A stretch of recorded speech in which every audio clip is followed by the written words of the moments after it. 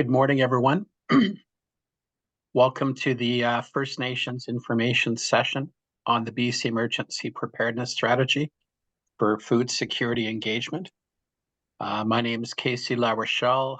I'm zooming in from Sanema territory in Nanaimo on Vancouver Island, and I'm from the Kitimat Band. We're also called the Haisla Nation, and I'm looking forward to the presentations and all the good discussion today. This is being recorded, and it'll be added to the Finesse playlist with all the other recordings, as well as any presentations that we have provided to us. So I'd like to start off, as we normally do, with introductions. I'll call on people on my screen. If you could share briefly your position within the community, any expectations you have of this meeting, and any questions that you have about food security or this engagement process. And Brian, EMCR, you're the first on my screen. All right, well, thank you very much. My name is Brian Koster. I am with Emergency Management Climate Readiness. I am Southeast Regional Manager down here in the South with in Nelson Regional Office. And basically, I'm here standing in for Ian Cunnings.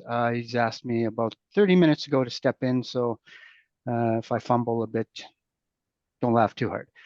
Yeah, I'll just do a presentation on our EMCR regional operations, which is sort of helpful to outline some of the things we focus our work and efforts on support. So, thank you, Brian. Dylan Sherlock. Hi, thank you, Casey. I'm Dylan Sherlock, calling in from the territory of the Lekwungen peoples, and I'm the Director of Strategic Climate Initiatives at the Ministry of Agriculture and Food. Here to talk today about some strategic engagement work we're doing on emergency preparedness for food security. Very grateful to Casey for hosting us here, and and just really interested in hearing the conversation, hearing people's reactions to kind of some of the questions we're putting out there. I'll also share a bit of information on some funding opportunities that are coming up around food security that folks might be interested in. So yeah, thank you. Very grateful to be here. Thank you, Dylan. Kate Peer.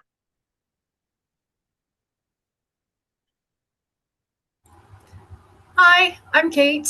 I am a community planning assistant with the Emergency Planning Secretariat. I am brand new. This is my 4th day. So hello, everyone. I have no expectations. I am here to listen and to learn. Thank you, Kate. Deborah Douglas. Good morning. Yes, Deborah Douglas here. I work for the Chiam First Nation, and I'm an emergency program coordinator. I'm just really grateful to be here and learn whatever I can. Yeah, new at my position, so yeah, grateful to learn. Thank you. Thank you, Deborah. Laura Antoine. Hi, my name is Laura Antoine. I'm from the Quarter Indian Band. I'm the band administrator, the deputy fire chief, temporary EOC director, trying to find somebody to come in and do that so I can concentrate on my own job, and anything else that gets thrown my way. Cook's job. Thank you for that. Christine King. Elatis, everybody. Siamtala, Telskuli, Talitzel, Costa, Elis. My given name, Christine King. I'm from the Elis, and I'm the Emergency Programs Coordinator. Thank you. Thank you very much. Kathy Robinson.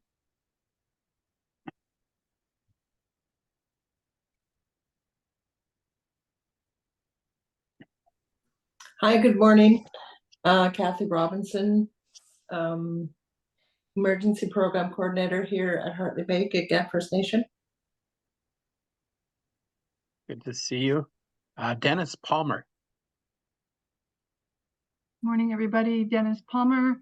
I'm joining today from the Lekwungen Speaking Territory, Esquimalt and Songhees First Nations, and I'm with the Ministry of Agriculture and Food. work on various Indigenous food security and food sovereignty and agriculture programs at the ministry. And I'm looking forward to hearing the conversation from everybody on the call today. Thank you. Thank you. Ava Kirby. Hi, everyone. Can you hear me okay? Sorry. We can. Awesome. So yeah, I'm admin and project lead in the emergency planning and response team at Squamish Nation. I'm also quite new, so also looking forward to listening to the conversation and taking any points back to the team that I can. Thank you. Thank you. Patrick Harry.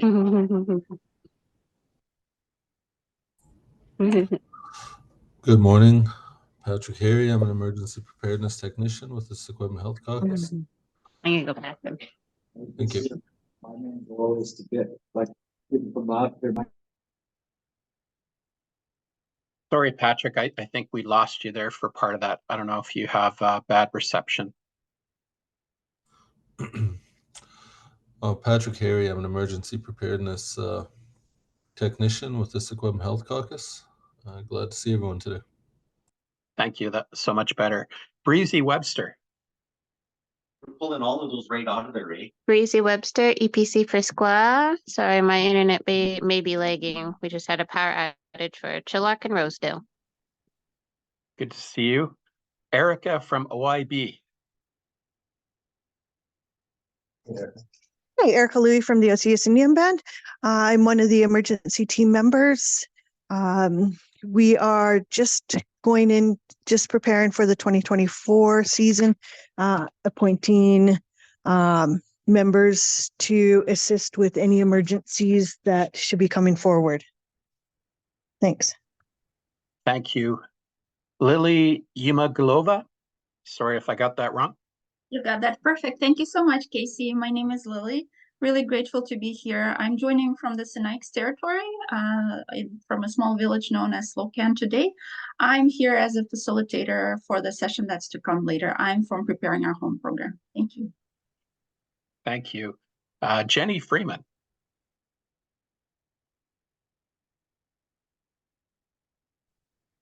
Morning, everybody. My name is Jenny Freeman. I'm the Emergency Program Coordinator for Takla Nation. Great to be here today and connect with everybody. Thank you, Casey, for organizing. Always so supportive and helpful.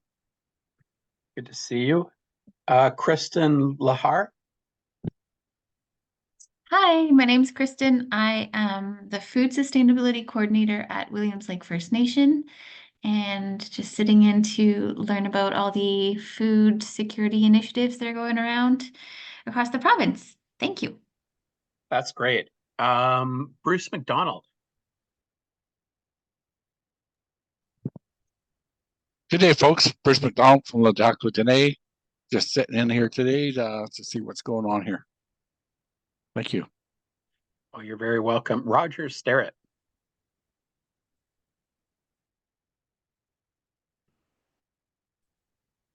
Good morning, folks. Roger Starrett with the Gitgat First Nation, coming to you from the Upper Skeena and Gittin Max in the Hazeltons.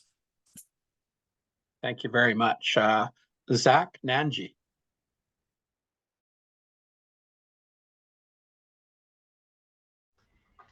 Hi there, I'm Zach Nanji. I'm a project coordinator with the Ministry of Emergency Management and Climate Readiness. Calling in today from the territory of the Musqueam, Squamish and Tsleil-Waututh Nations. Pleasure to be here, and I'm looking forward to learning more. Just here mostly to sit in today and listen. Thank you, Zach. Taylor Whitehead. Good morning, everybody. My name is Taylor Whitehead. I'm with the Silcoteen National Government, and I'm a new emergency services project manager. So I'm just here to listen and learn today. Thank you so much. Chris Ross. Good afternoon. My name is Chris Ross. I'm calling in today from Kaikite Territory.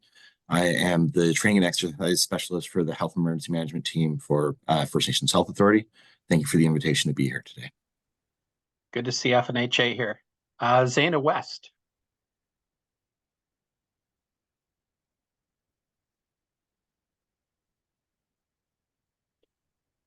Zaina, if you're able to introduce yourself, or we can circle back. Hi, sorry, I thought I had unmuted myself.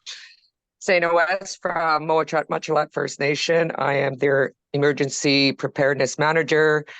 Haum and MMFN recently received some funding to build a emergency food, I guess a project we're working on. And I just want to learn as much as I can about what everybody else is doing so I could get some ideas and build this program for us. Thank you. Thank you very much. Leanne Lewis.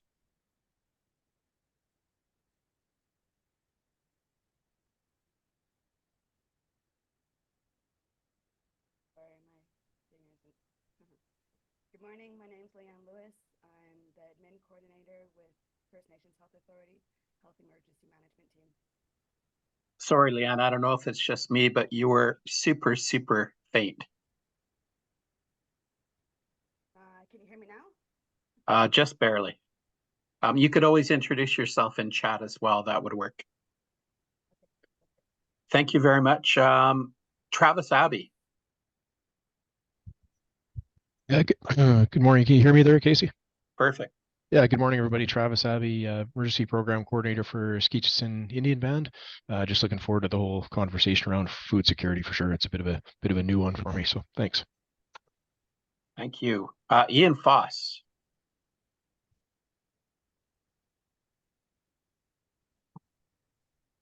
Sorry, doing my best work on mute there.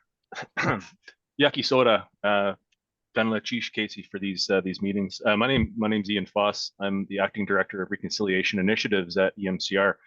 On this beautiful day, I'm joining the circle from the traditional territories of the Lasonic peoples here on southern Vancouver Island. And Gunla Chish Casey. Thank you. Jeremiah, Takla Nation. Good morning, everyone. My name is Jeremiah Lewis. I'm the Fire Chief and Emergency Program Coordinator for Takla Nation. And yeah, just happy to be here and do a little speaking and present as much as I can. Thank you. Thank you very much. Sunny Napoleon.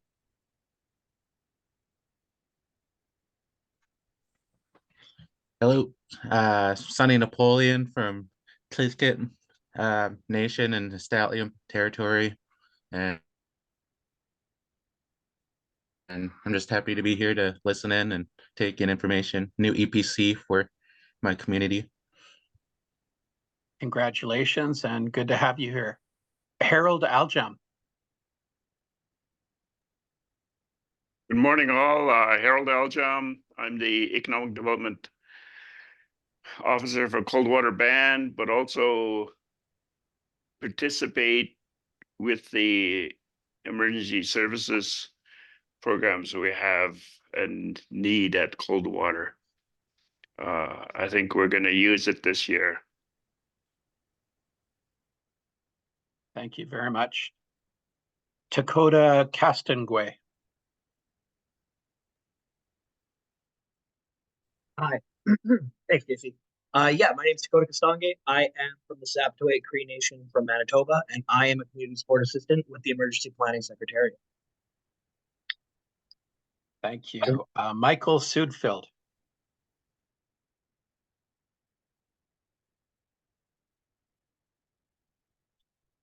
Michael, if you're able to introduce yourself.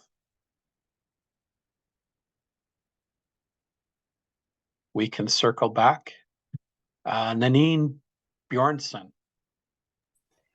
Hi, I'm Nanine from Taco Dene Nation in Quesnel, BC, and I am part of their fire and safety and emergency planning and stuff. And nothing really new. I'm just here to listen and learn. Thank you. Thank you very much. Albert Nicknacken.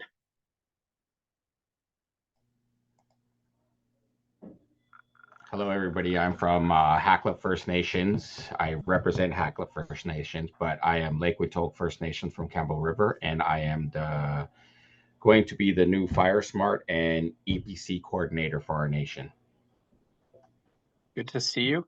Jolene Rendelik.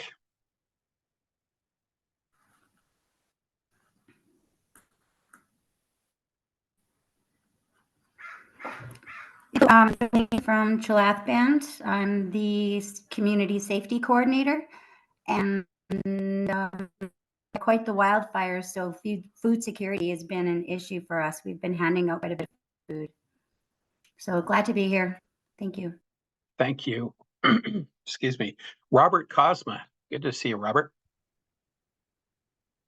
Good to see you too, Casey. I'm Robert Cosma. I am the Emergency Service Manager for the Shakotan Nation, Shakotan National Government. Thank you, Robert. Allison Lohman.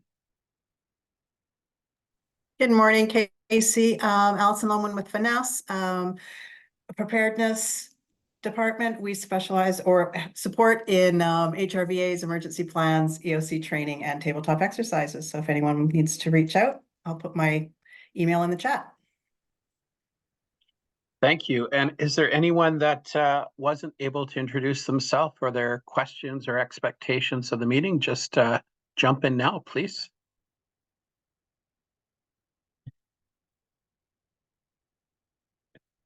Sorry, Casey, I had a glitch earlier. My name is Michael Sudfeld. I'm the office manager at Scallup First Nation. Thanks. Just here to listen. Thank you, Michael. If there's no others, it's my great pleasure to introduce the next presenter, Food Security Between Departments, Jeremiah Louie, Fire Chief with Takla First Nation. Go ahead, Jeremiah.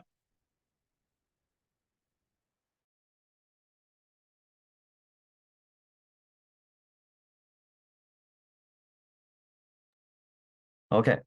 Good morning, everyone. Sorry, I'm working from home a little bit under the weather, but try to speak as clear as I can.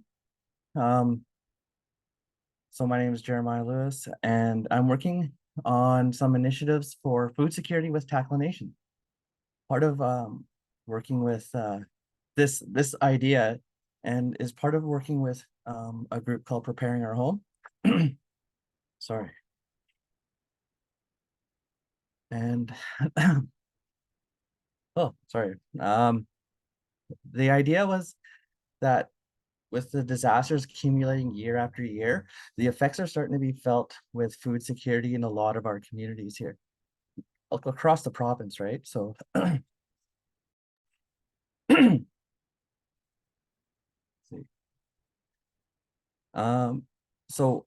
slides that are being shared are with Preparing Our Home, and it's a group of people that have an interest in leading and mentoring youth through emergency management, and part of the pillars of that is food security.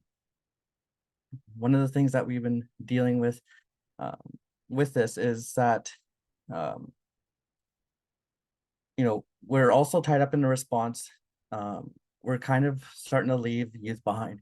There's a lot of communities doing some really good work in how they engage youth to get their idea of what food security is and fire safety is, right? So I think, so Lily's sharing the Preparing Our Home slides here.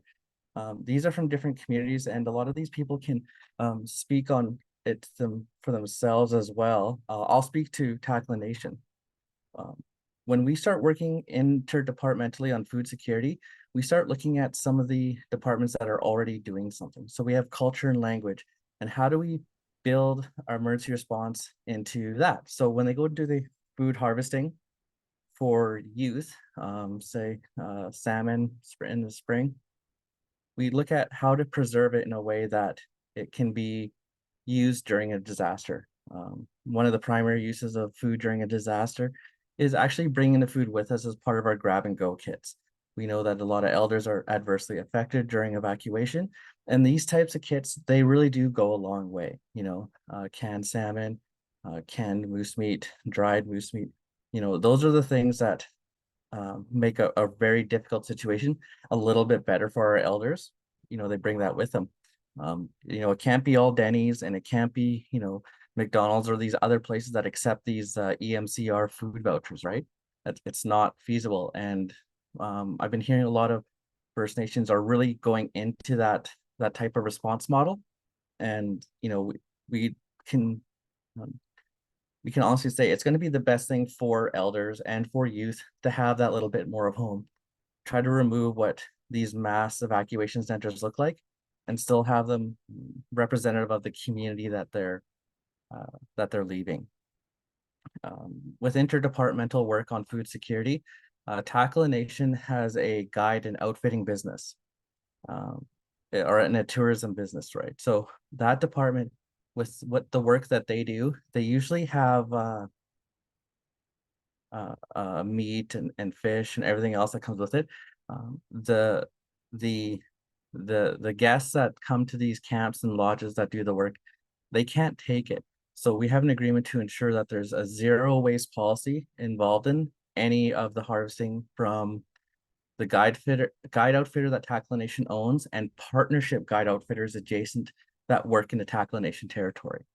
So that goes to help the school program, the Elders Meals on Wheels program, and cultural lessons. So we let the youth from school go out into the land and actually look at what it is to hunt a goat, a very difficult animal to go after.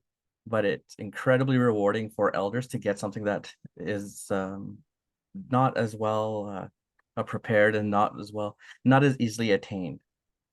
So we've been seeing that even when we send elders out for illness, these types of care packages go a long way. On the picture that's on the side here is a meeting that we had from different responding partners, ISC, the regional district, the BC Wildfire Service, and Finesse. This was prior to the 2023 fire season, and this planning session went a long way in understanding how, first responding to wildfires in the territory, but they also gained an understanding of food security, in that we looked at caribou birthing grounds, caribou sustainability grounds, where we did allow hunting and or harvesting to happen. And in the response model, food security is not even on, the response goals of EMCR, right? So when we brought them to the community, they seen how important it was we toured the community smokehouse. We toured individual smokehouses, that these are significant needs in the community and they are values. So, there's the difficulty in obtaining the food or harvesting it during and after a disaster, whether it comes back. And then there's also the ensuring that smokehouses, preparing houses, drying racks in other communities, these are values that need to be looked after. And we were able to show the people that make the decisions, right, from the BC Wildfire Service, why these are values. They may be out in the land, they may be a one-off cabin or a one-off, what you would look like a shack from the air if you're a response officer flying over it, but these things are values. They're, they could be up to 50 to 60 years old, but that leads to food security. So losing multiple smokehouses that are throughout the territory for families is a significant impact. So that type of partnership meeting is something that we strive to do. This is a youth doing ice fishing. So for the last 2 years, not including this current winter season, we were unable to harvest lake trout, char, and other species through ice fishing. And that's a pretty significant role. So that's where the community of Takla Landing, Takla Nation, restocks their food sources in the winter. They do nightline, they set net under the ice. And until this year, they weren't unable to do it. So this year they had a good few weeks to go out and do it, which is great, but also means we just got the cold. We actually didn't get the snow that we needed.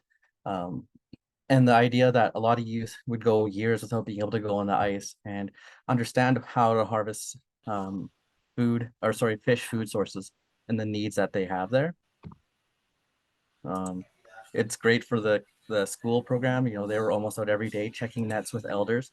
So you're getting that engagement. The elders are getting a chance to share what they know. And the elders are understanding now too that this is becoming a rare instance to be able to share the ways that they harvest food to preserve food security, food sovereignty with their nation, right? Move on to the next slide.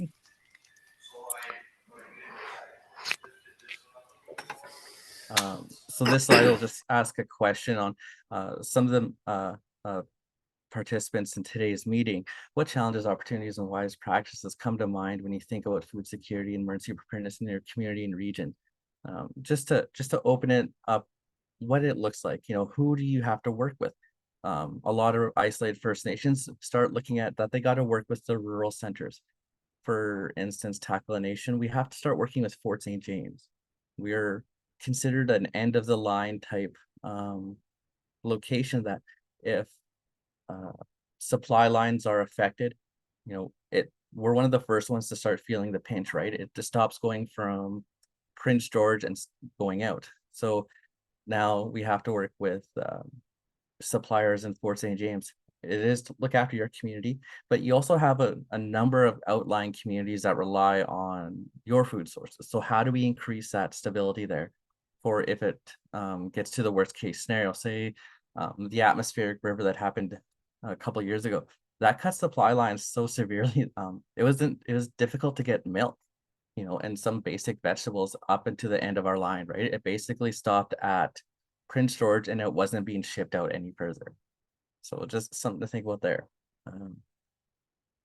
The best way to engage with your community, that's something that we want to look at it. It's always, let's meet over a dinner or meet over a meal and invite everybody. And then sometimes in all honesty, these meetings, they kind of go all over the place. So it's hard to rein it in.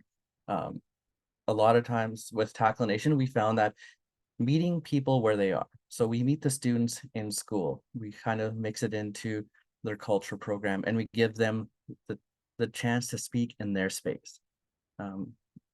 Don't be scared to go and have tea with one or two elders at a time. It gives them a chance to speak. It gives them a type of comfort, and this is something that they look for. There's always a time and place to have a large gathering, and we like those. But in terms of what we're trying to get the best out of engagement, keeping the group smaller has been working for Takla Nation. So yeah, if there's any questions, that's it for what I have that we do in Takla Nation ourselves here and working with preparing our home.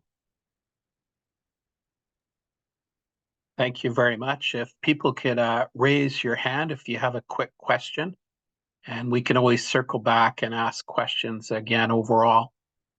And if you're on the phone, just type in, please.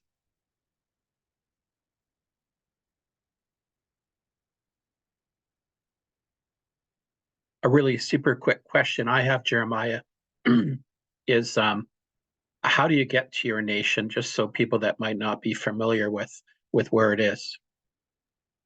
Right. So we are in North Central British Columbia. So you go to Prince George, you head west past Vanderhoof, you take a little bit of a northwest jaunt, go up to Fort St. James, and then that's the last city center that's closest to us. Then you go on 4 service roads for 170 kilometers, and you get to our isolated community. We have, at this point right now, we're kind of in our winter season numbers, so we're just over 200 people, 144 homes, 1 little grocery store and hotel. We rely on weekly food delivery to come via a truck, and that could be delayed by a number of issues that affects our food security. And then working with other suppliers to ensure that the quality of food that comes to the community is as best as it can be. So that's why we have to take on the role of food sovereignty for us, is because it gets so difficult. Thank you, Jeremiah. Jolene, I see your hand raised.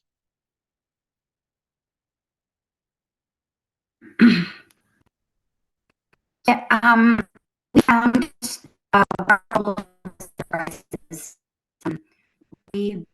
there's 5 communities around Lillooet, and we buy our food from there, and we found that their prices were through the roof. So we actually had to go further down the road, Pemberton and Kamloops, even Vancouver area to grab our food. We also started utilizing farms, local farms, and we have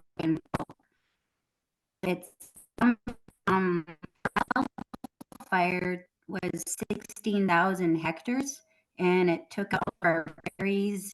We had animals coming down to our reserve areas. here, like they were running also. It also devastated our road. We always get our food delivered through the road also, and it's been hazardous. So now we have to use a boat. So we've been adapting a lot, and we are trying to get back to using our fishing and traditional ways, doing our gardens again. So that's going to be a huge food security, is teaching our people how to garden, and we have to go further away now for our berries. And because of the fire, it's going to be mushrooms now, maybe that we're going to be picking instead of berries.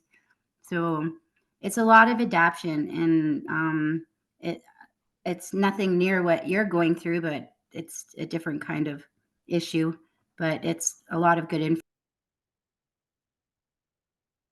Thank you, Jolene. I think we got about 80-90% of what you're saying. Your volume was a teeny little bit patchy, but I heard most of it. Jeremiah, is there anything else for your presentation before we move on, or any other questions yeah, that people have?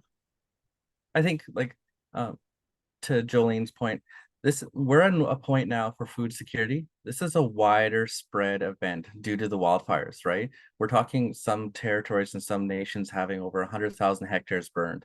What does that look like? You know, it is a loss of berries. It is loss of salmon habitat. One of the effects for Takla Nation is the valleys that burnt most significantly in our territory push the moose out to an easier accessible area. And ultimately, it did lead to better hunting for members, but we also know that the limited entry permits, so, you know, the non-Indigenous, non-territorial hunters, were very successful in all their hunts here. You know, the moose were easily picked off the road. They were easily picked off of dug in cat guards and new access to areas that was built during the response of wildfire. And so those are things that we have to think about now, is what is responding or bouncing back from this type of impact to our food security looks like for the next 2 to 3 years. We're hoping that the berries come back. We're hoping that the loss of caribou calving grounds aren't as impactful as we think they are. And I know, you know, wildlife is quite resilient. They've been dealing with wildfires longer than we've been here, but also they haven't been dealing with the deforestation and logging practices and mining practices that are happening in the territory. That pushes them into these type of confined spaces where we have to intervene and say, this is where you have to cap, and then lose it to wildfires. So yeah, so hopefully over the next few years we can have some good news stories coming out. But again, thanks everyone. Thank you, Jeremiah. I know in my own territory, my relatives tell me the moose are really struggling up in Kitimat and Terrace area. In the chat, I see Zana West put, thank you. I find the larger gatherings do not work either. I think that was from your presentation, Jeremiah. And then Lily's flagged 2 questions there for us to consider if people want to talk about it after Dylan's presentation. If there's no further questions on this presentation, I'll introduce our next presenter. Emergency Preparedness Strategy for Food Security Engagement. Dylan Sherlock, let you take it away, please.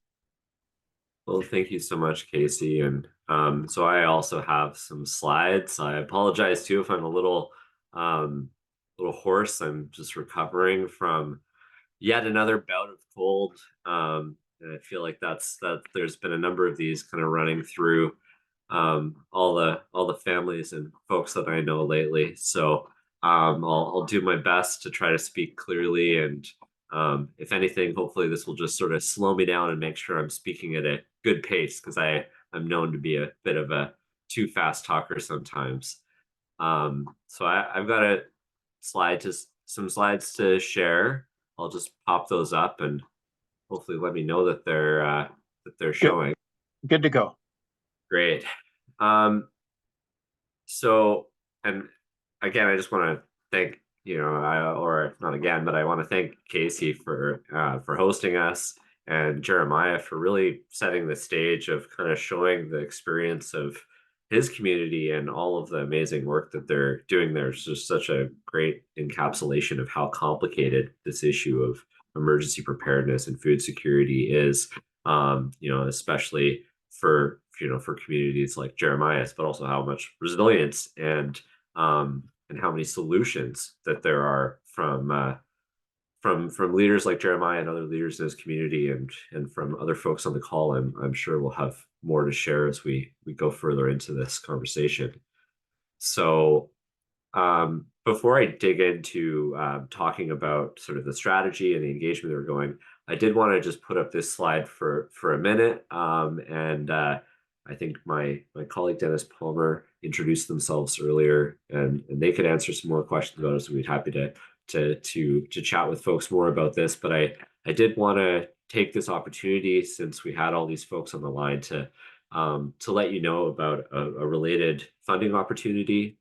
So through the budget last year, we partnered with the New Relationship Trust, the Ministry of Agriculture, to develop this food security and food sovereignty program for First Nations and Indigenous peoples in BC.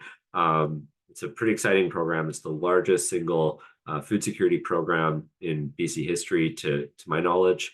$30 million fund over 3 years.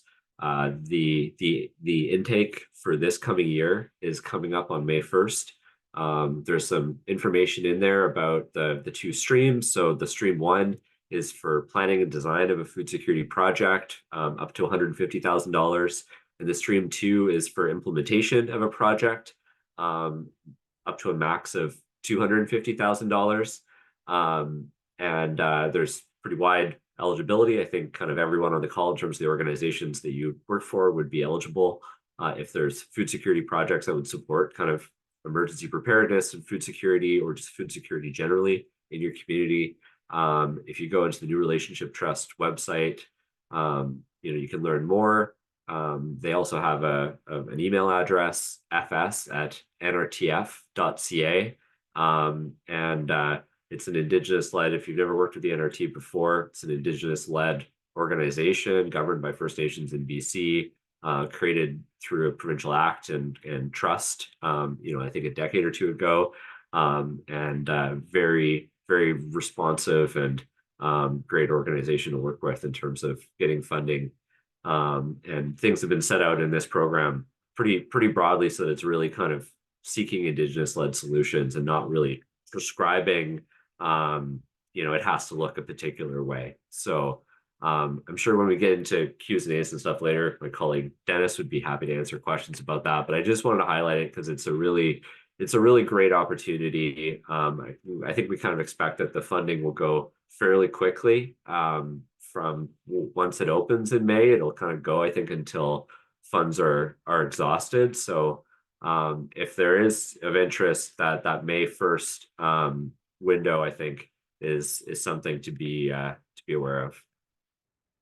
So I'll just change gears a little bit now and just share a bit of information about this emergency preparedness for food security strategy work that we're doing. So this comes out of direction from Premier Eby. So going back to December 2022, when Premier Eby kind of became the premier and appointed our minister newly to be Minister of Agriculture and Food, Minister Pam Alexis, one of the mandates that he gave her was to work with the Minister of Emergency Management and Climate Readiness to support the resilience of BC's food system through an emergency preparedness strategy for food security.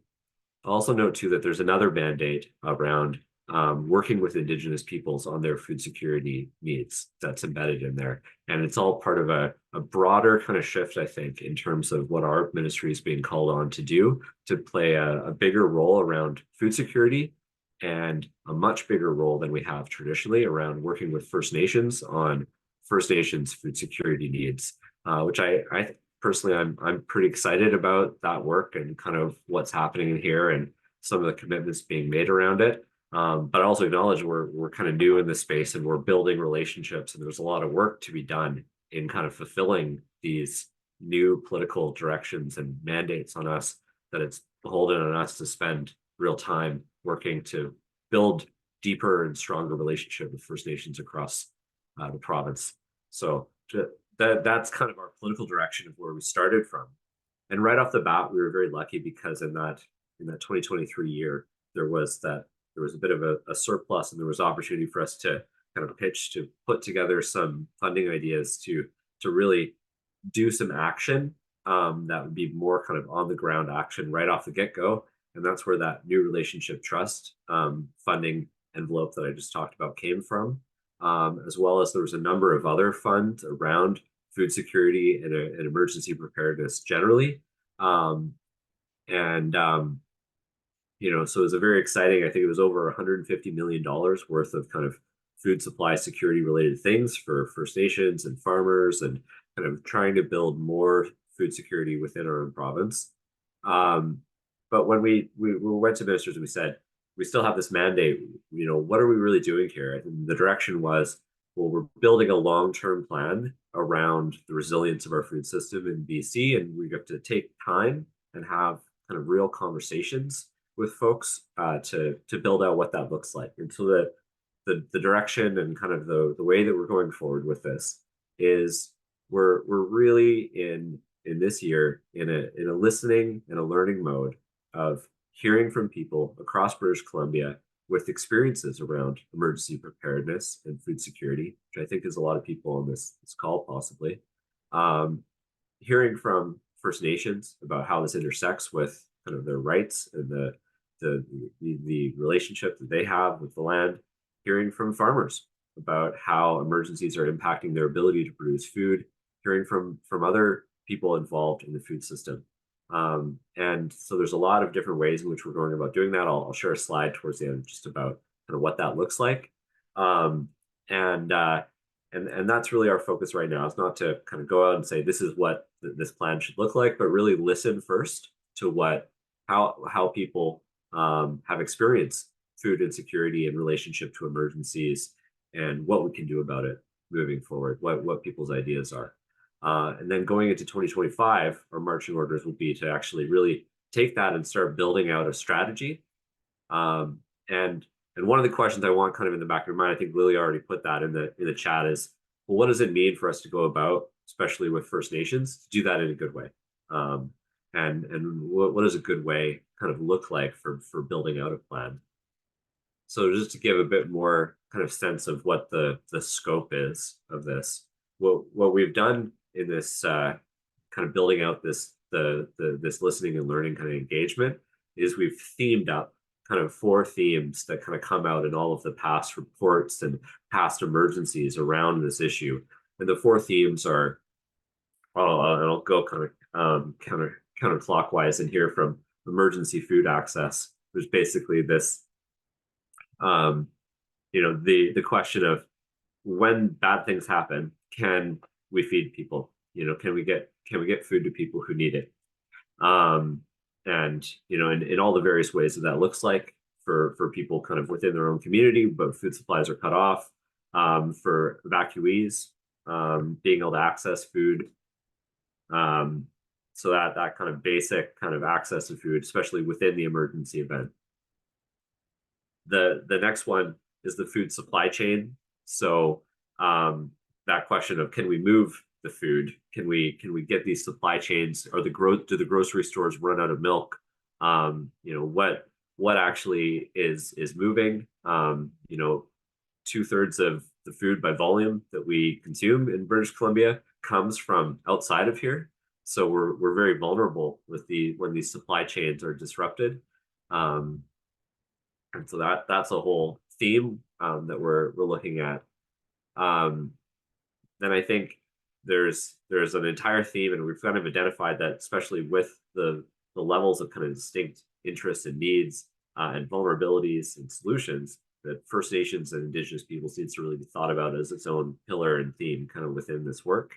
And I'll talk about a bit about more sort of some of the things we've heard so far on that, though I also think that Jeremiah's presentation is kind of a perfect encapsulation of kind of what's contained within that theme in many ways.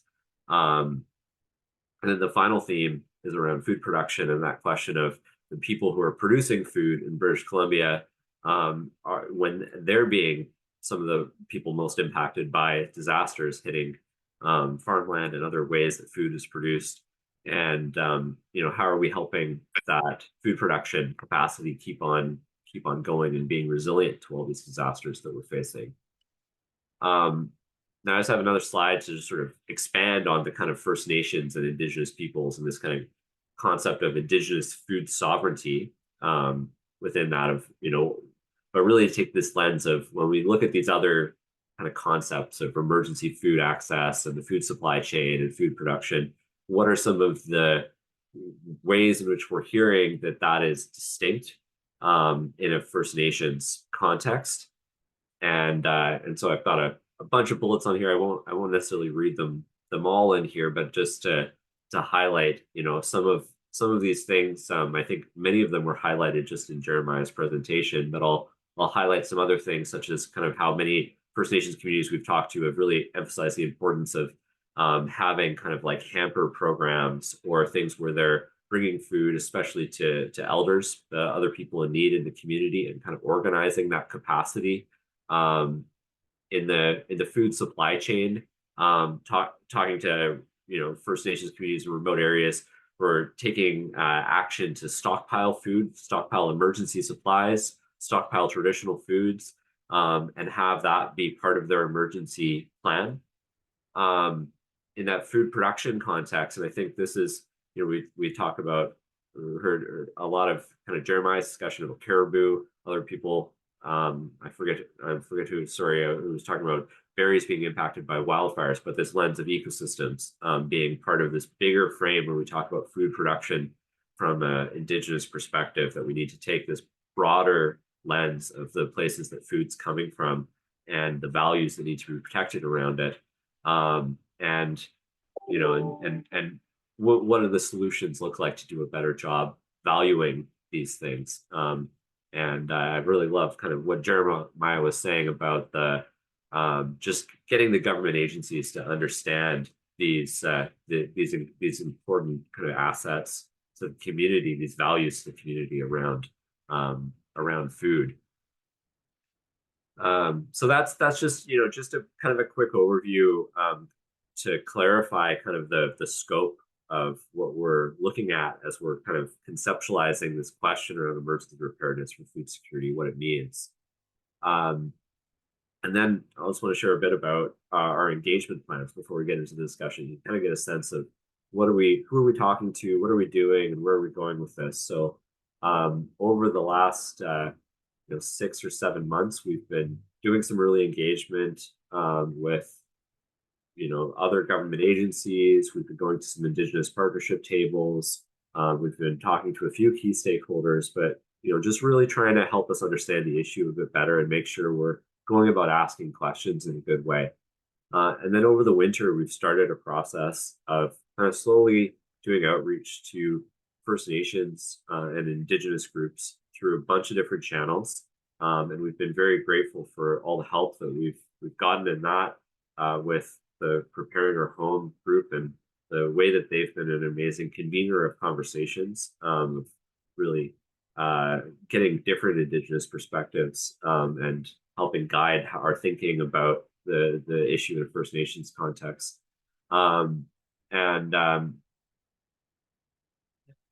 where we're going very soon is in the next week, we're going to be launching a public engagement that's open to anyone living in British Columbia. And there'll be just a very simple opportunity for anybody to kind of anonymously share, this is how I've been impacted by food, and just kind of share a brief story about that. There'll also be some kind of more governmenty, like policy questions, and people can write, comments on things. And we're open to submissions there from anyone. We'll also be kind of sending out broader outreach, because we've been kind of going with First Nations just to kind of individual organizations and key groups like Finesse and FNHA, and kind of having conversations and that governmental thing. We'll be reaching out to all rights holders over the next week or two and letting them know about what we're doing, and giving the invitation for people to participate more in this process. And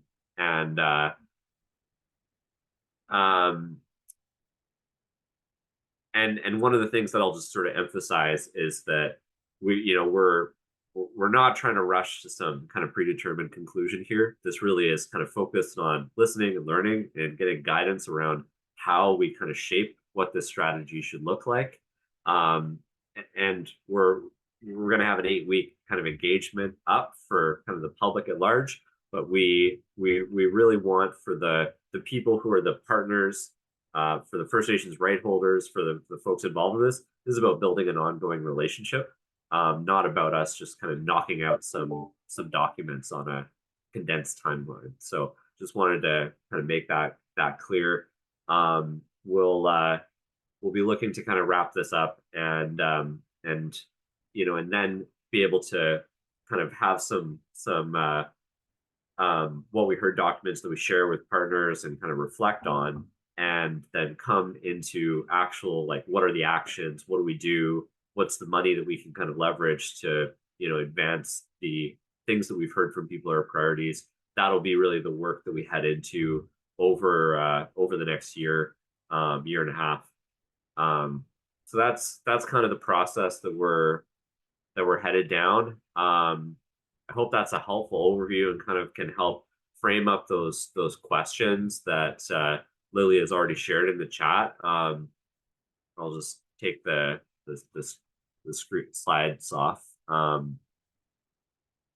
Yeah, Casey, anything else maybe I should add or frame things up, or you want to move us along in the agenda now? Sorry if I took longer than I promised in there.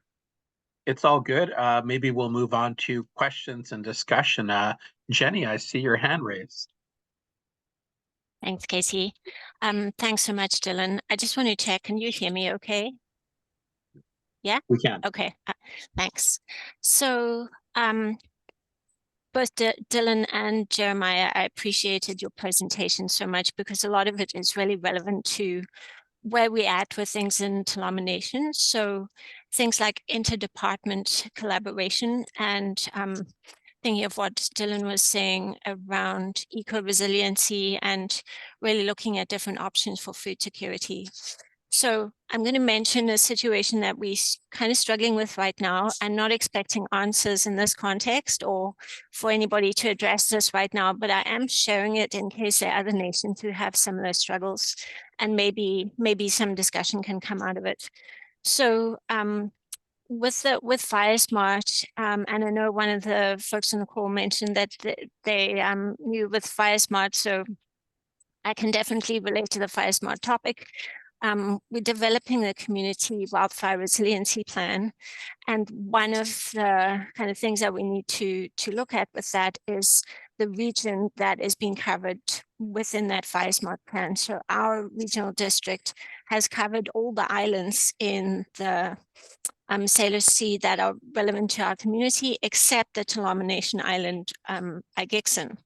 So Agixon is relevant here because it's in terms of Takla Nation's story and previous emergencies, it's been used as a place of refuge, and it is also a gathering space and a teaching space. So our students go out and learn about gathering food and how to take care of that space.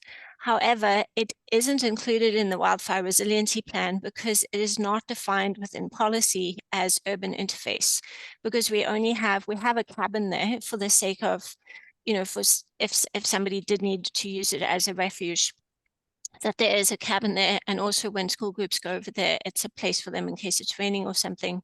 It's literally a refuge.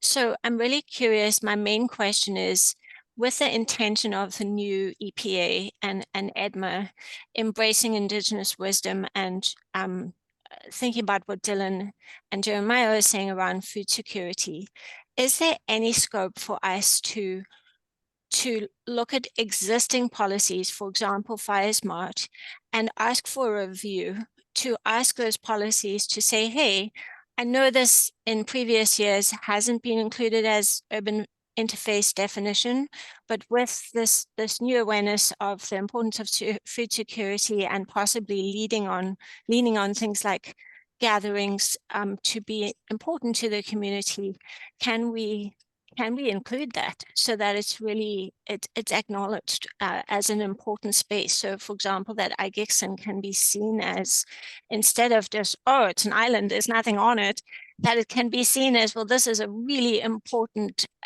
resource for our community and we want to protect it. I'd just be keen on, like I said, not necessarily in this conversation, but if anyone has any thoughts around that. Thank you, Jenny. Anything, Dylan, on your end, or perhaps even some of the other government folks? Yeah, and I'll admit that I'm not super familiar with all the details of FireSmart. I wonder if any of the EMCR, I don't think there's anyone from BC Wildfire Service on the call, but if any of the EMCR folks want to chime in, otherwise definitely I will note that, and I do talk to the BC Wildfire Service folks, and our plan is that everything we hear through all of our engagement process, we've promised that we're going to share all of those details with the BC Wildfire Service folks, as well as kind of any other kind of government agencies that are the holders of policies that come up. Thanks, Dylan. Appreciate it.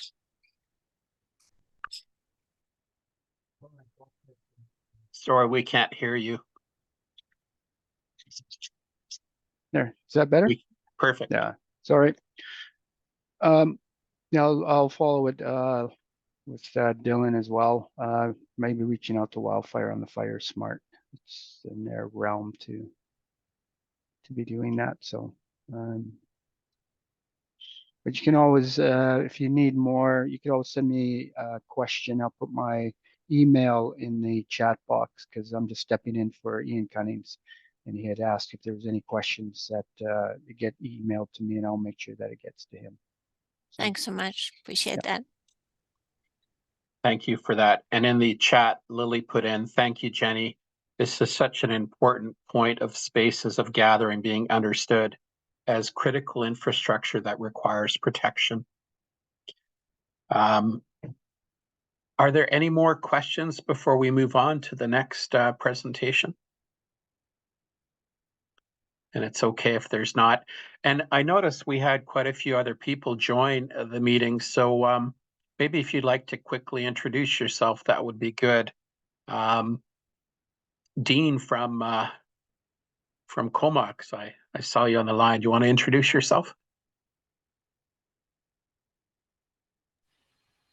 Yeah, hi everyone. Sorry for the late arrival. I had something else going on this morning, but my name's Dean. I'm the Disaster Risk Reduction Coordinator from the Comox First Nation on Vancouver Island. Thanks. And anyone else want to really super quickly introduce themselves if you didn't have a chance earlier? Hi, Casey. It's Leah Brody from the First Nations Health Authority. I currently hold the position of Operations Specialist through our Provincial Health Emergency Management Team. Waichka. Thank you. Irene Mills, good to see you.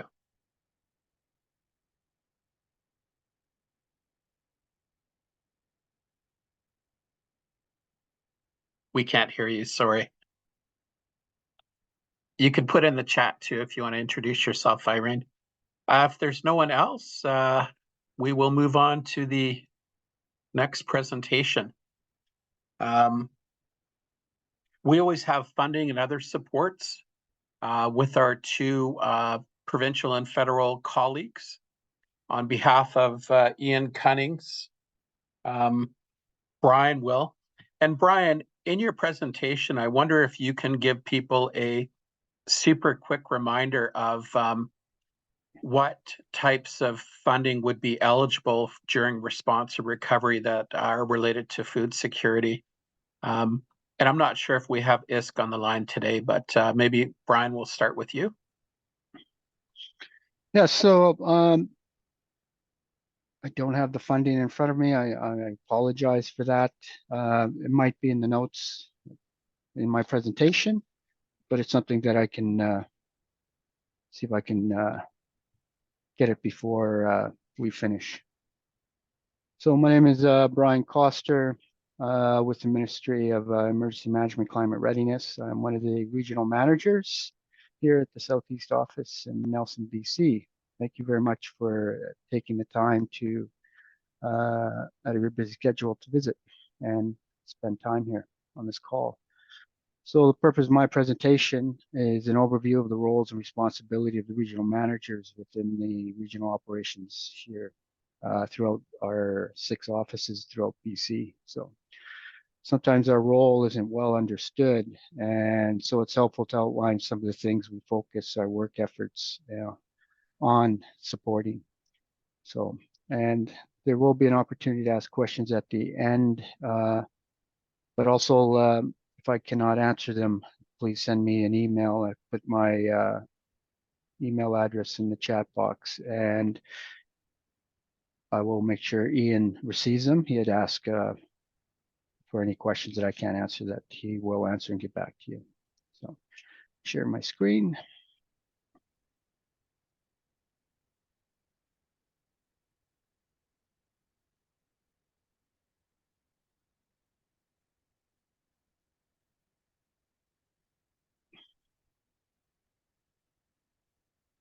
I'll let you know when it's there, Brian. Okay. There we go. Just join a meeting. Your screen is up. Yep. Hang on.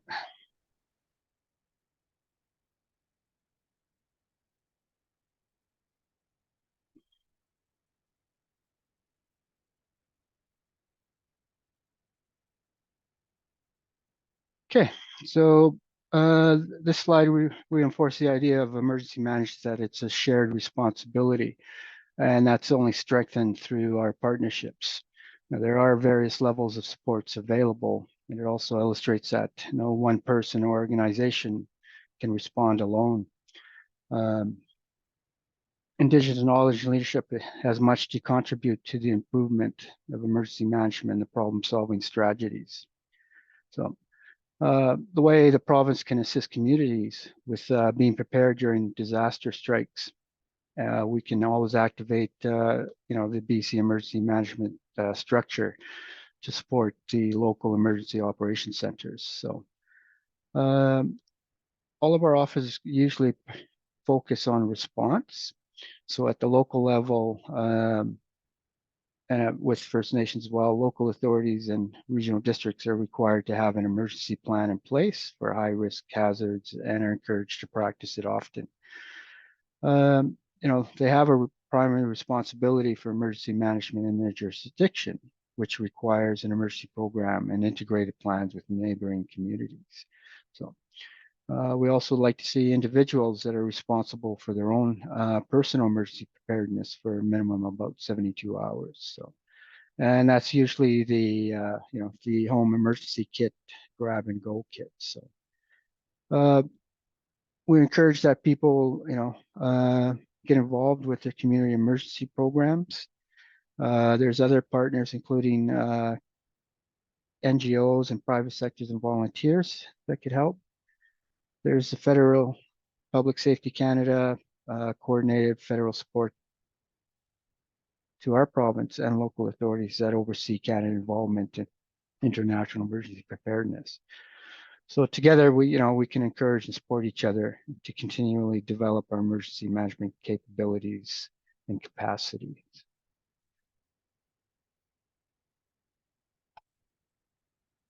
Next slide, of course, when we speak of emergency management, we talk about our 4 phases known as emergency management cycle. So we talk about mitigation, preparedness, response, and recovery.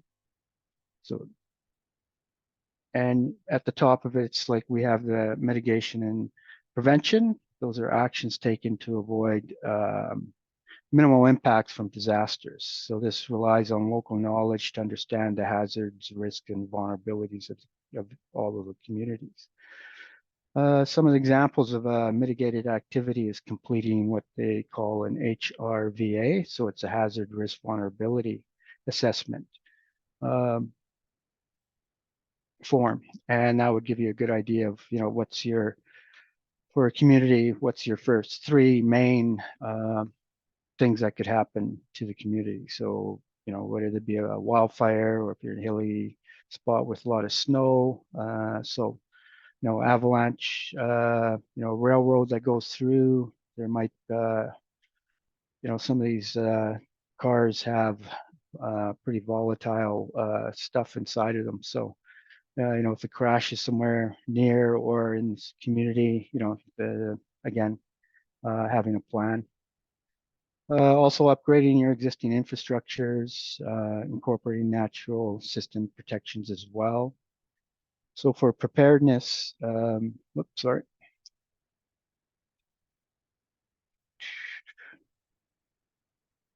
Just lost my space there for a sec.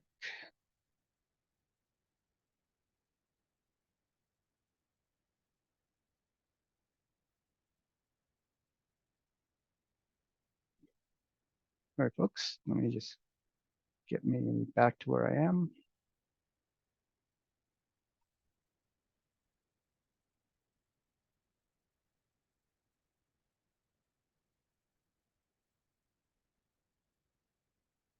Yeah, so preparedness refers to measures taken in advance of an emergency to ensure an effective response and recovery.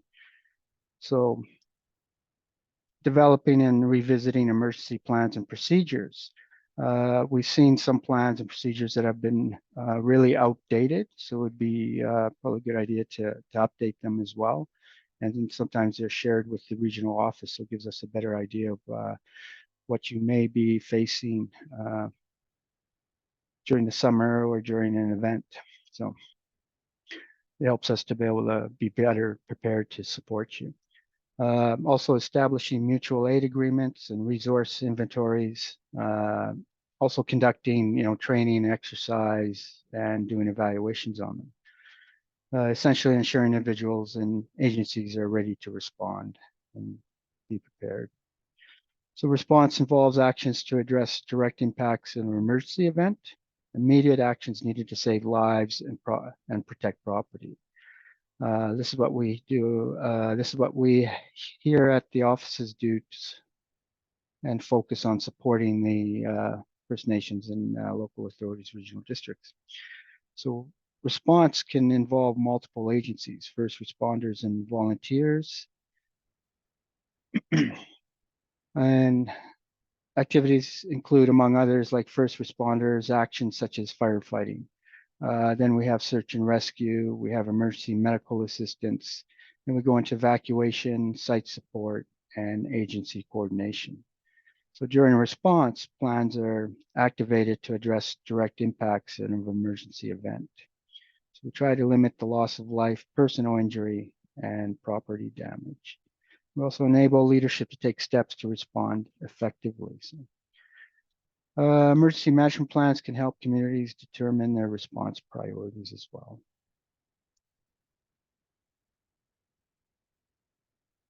So here at our regional offices throughout the province, our goal is to closely communicate with the communities in our regions and the agencies serving them. We have coordination calls. Sometimes we'll have a hazard prep call before going into the season. So we try and prepare everybody before the season even starts. As EMCR is a provincial government lead coordinating ministry for all emergency management activities, our regional managers have a critical role to play with regards to being a communication and resource link for First Nations and local authority. So the regional manager is the point of contact for a wide network of partners, including all levels of government, Indigenous nations, industry, NGOs, volunteers, and citizens. So usually when an event happens, we'll take a look and then we'll set up a coordination call, get everybody together from all of the different various government agencies, First Nations, NGOs, Interior Health, together, and then start going forward from there.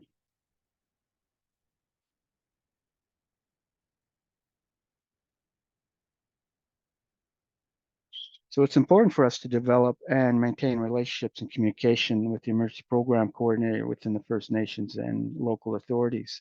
So even when things aren't happening, touching base rather than every time there's something that happens, you know, having those little touch base calls throughout the weeks or the month, that helps, and we're aware of what might be keeping somebody up at night, or they may have questions going forward, so we're always available.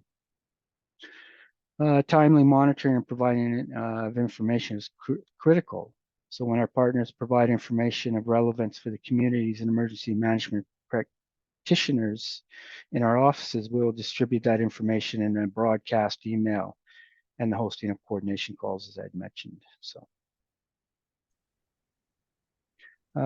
we also have two-way communications to help develop regional awareness and perspective that can inform both locals and executive decision-making and the continual improvement of our emergency management response, as well as legislation, regulation, policy programs, and initiatives.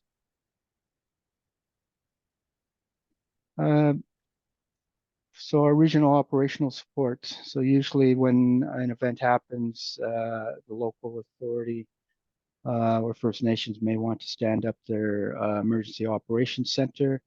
And at that time, you may end up incurring costs. This is where we can, through our financial assistance for emergency response and recovery costs, which is a guide for BC local authorities and First Nations, we can supply you with a task number, and then you can, some of the costs that you incur, we can reimburse. Not all of it. We do have the book here. We do what we can within our policy. And a lot of times it's a matter of once we receive the request that we take a look at it, and we may phone back. We have that communication between us and we go over it with you. Sometimes we may ask you to phone us first before you send in an EAF expenditure authorization form so we can help you fill it out. So, but if we cannot match it or we cannot reimburse, we will let you know why. And then we also look at other ways of being able to see who else might be able to reimburse you. For instance, we may send it to ISC, where they may have the ability to reimburse you for it. We also have resource request, response claims, and then clarification on what we're looking for. So as I mentioned, the expenditure authorization form, you fill that out as much as possible. The book is available online, and it's something that should have in your EOC, because this way you can take a look and see what is, what you could be reimbursed for. So all the information that you can put in there, that would be helpful for us, and then whatever the amount would be. And this would be sent to our PREOC, Provincial Emergency Operations Center, that's been stood up for the region. So we get these and we review them and then make a decision to accept, or if we need more information, it may come back with a phone call, and so we'll go forward from there. Resource request. So for instance, let's say, for material goods, equipment, personnel, again, another task number or the same task number that's in there. A rationale for request, need the EOC director signature. So for example, let's say security. I know during wildfire, we don't want the local. Oh. Yes, go ahead. Okay.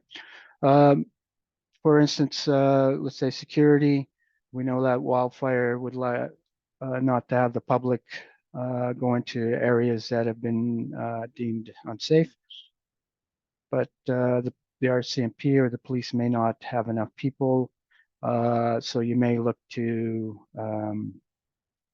security company, and if they get all used up, then you've looked everywhere. So you would put in a resource request for us. We would look for you after we find out that you've looked. We have a broader reach, so we'll reach out and see if we can find anybody for you and help you in that way. So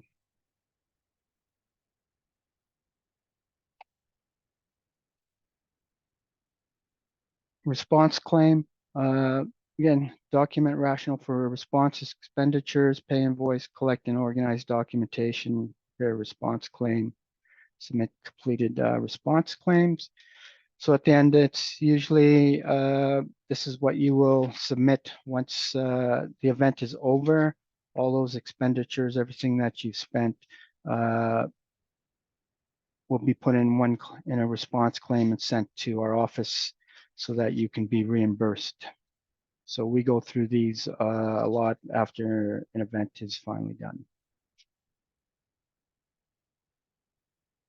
And if you need help filling these out or need help to understand how it works, we're there to help you as well.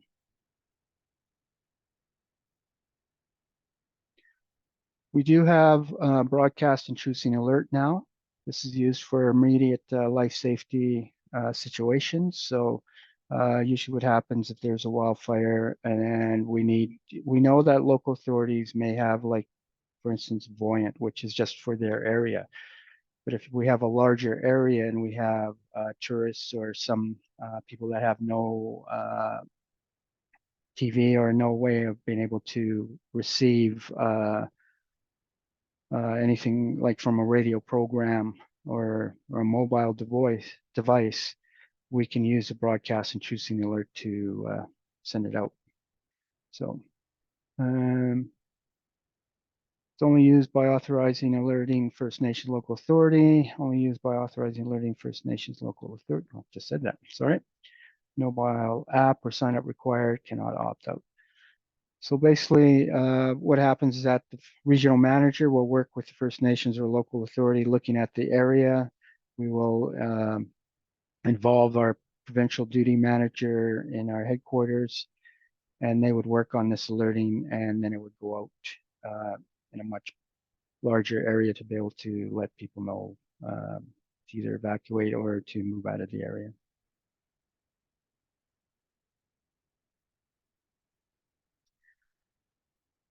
So First Nations Community Navigator for emergency support. To support evacuees and or evacuating community may utilize a community navigator. So that's something that we could also reimburse. So during an emergency and a disasters, whole neighbors, communities may be evacuated to emergency support service, ESS host community. So we do know with First Nations that we try to keep, we understand the cultural practices. So we try to make sure that the elders and the First Nations are all kept together and are put in an area or hotel that's suited for them. And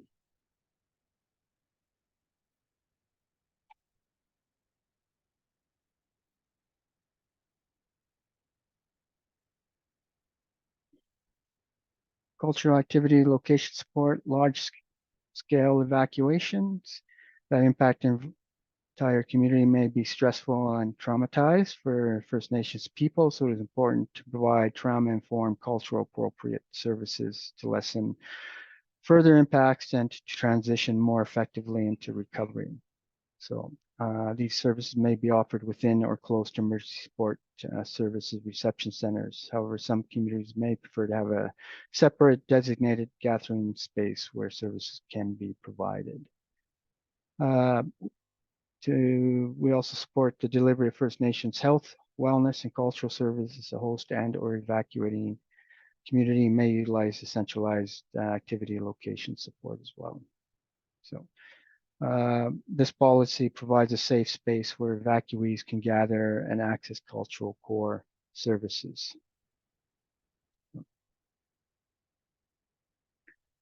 We also have the MASS, which is a multi-agency support team. The MASS concept of operations formalizes and builds upon activities that to some degree have been taking place for several years and ensure impacted Indigenous communities are receiving consistent services support. So MASS is based on a cultural, safe, and co-developed practice where Indigenous emergency management support organizations such as FINESS, First Nations Health Authority, EMCR, and ISK, we talk and initiate a face-to-face meeting with impacted communities and further into an event as required. So the partners may change, but due to the nature of the event, for example, BC Wildfire Service will engage for wildfire events that might be at the table. So the MASS goals are focus on enhancing timely support to Indigenous communities with proactive and face-to-face connections with community leaders and response and recovery leaders to reduce barriers and enhance capacity. It also increases understanding of the most urgent needs, such as power, food, water, medical, fuel, housing, and infrastructure, roads, access, mental health, and where possible, provide immediate support and actions.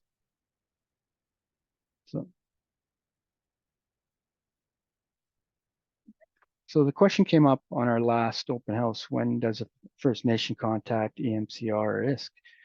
The short answer is, when in doubt, please contact the regional manager. In an emergency event situation, EMCR wishes to connect and communicate with the nations and help to support as required. So we're here all the time. There's always a regional manager that's on 24/7. So any questions or anything that we can help, please reach out to our regional managers, the pre-oc in your area. And that's it. Thank you. Thank you very much. Yeah, sorry. I know that was a little time consuming. Thank you very much, Brian. Are there any questions of Brian's presentation? I know Ian's delivered similar ones, which is always a good refresher.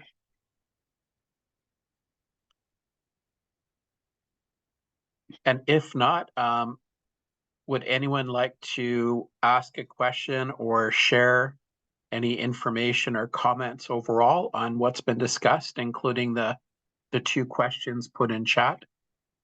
I'll open the floor. And in the chat, I put in recommendation number 23 from the recently approved disaster risk reduction by BC First Nations. It's one of the 30 recommendations, and that one is around food security.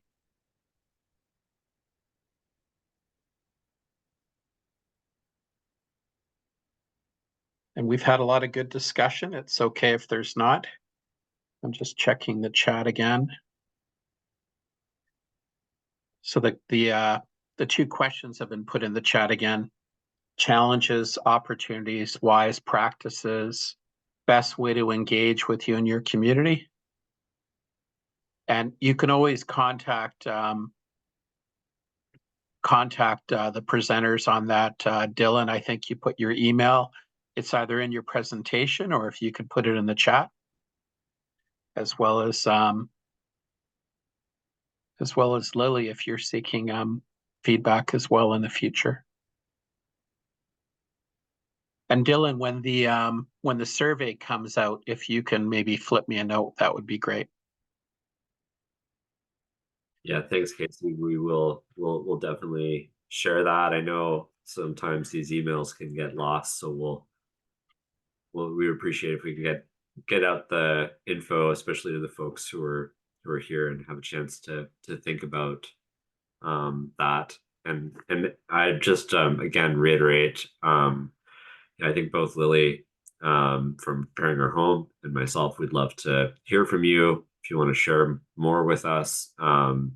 We're just really interested in keeping the conversation going, especially with folks who have a high interest in this kind of topic of how emergency management and food security come together for First Nations communities. That's great, Dylan. And maybe as the engagement process goes forward, if we can keep in mind if there's a need for a third information session towards the end of the year or in the fall or early next spring, we can keep that in our back pocket. Casey, would you be open if I put up a couple of slides specific to engagement just to ask a couple of questions too? Would that be okay? Sure. Yeah, just very briefly. I think it would be useful to hear from people, especially since somebody mentioned in the chat that large gatherings don't always work. So one of the 3 questions that we've been asking specifically around engagement is really what has worked well in the past. As we've heard in many sessions, there is a huge engagement fatigue because government comes asking many different questions on different topics, and it's over and over again. So if you can think of something that worked really well in the past, And I just wanted to show this beautiful a housed whale that Ashiel Thomas, one of our program graduates, drew. So that's one question, is around what has worked well in the past. The other question is, who is really missing? You know, often one of the very common things that we've heard when it comes to food security and emergency preparedness, that engagement has to go beyond just the kind of the council level, that you have to engage the heads of the families, and you have to talk to aunties and the food programs and the youth. So if you can think about that, who is missing in these conversations? And then the other one is what to avoid, right? Like, so what are some of the things that really don't work when it comes to engaging with First Nations communities, and what shouldn't this process be replicating? So those are the kind of three questions. If people are open to share some perspectives on that, we would love to hear from you. What has worked well in the past, who is missing, and what to avoid. Thank you for that, Lily. And Lily will share the presentation with me. It can be downloaded along with the video when you watch on the Finesse playlist, and her email is in the chat as well. Any final questions or comments from any of the presenters? Now's a chance. And it's okay if not, there's been a lot of good information. And just to remind people, I put in the chat, April 4th from 9 a.m. till noon is the First Nations information session on railway incidents. And that is being mainly delivered by CN and CP Rail nationally.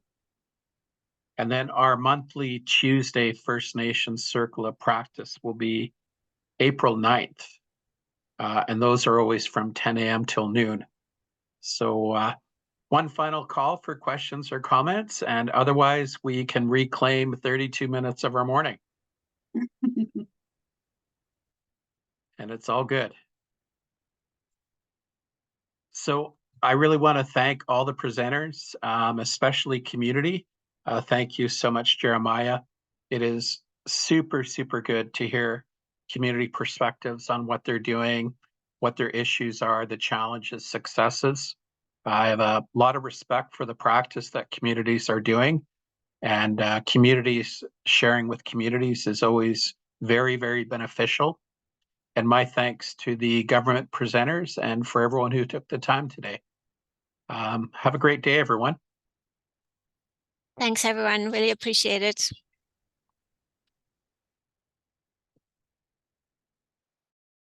Casey. Oh, you're on mute. Yeah. Yeah, just curious.